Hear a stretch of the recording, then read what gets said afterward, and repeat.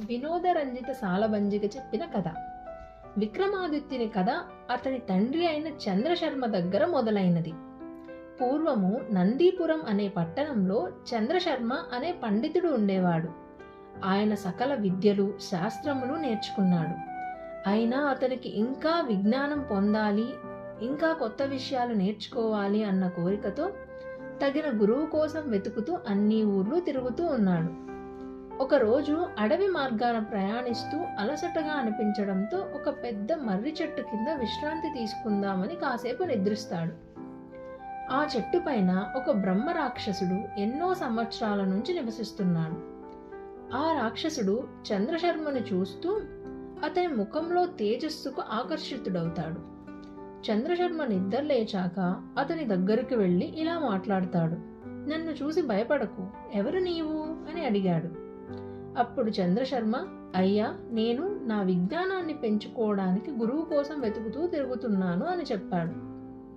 తమరిని చూస్తుంటే ఎంతో జ్ఞానం ఉన్నవారిలా అనిపిస్తున్నారు.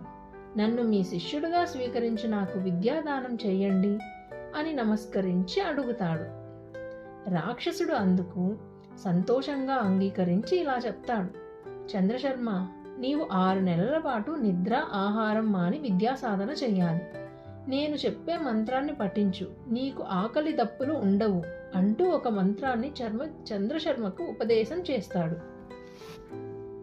ఆ తర్వాత రాక్షసుడు చంద్రశర్మతో, నేను 6 నెలల పాటు ప్రతిరోజు నాకు తెలిసిన సమస్త విద్యలను రావి ఆకులపై లిఖించి పైనుంచి క్రిందకు వేస్తాను.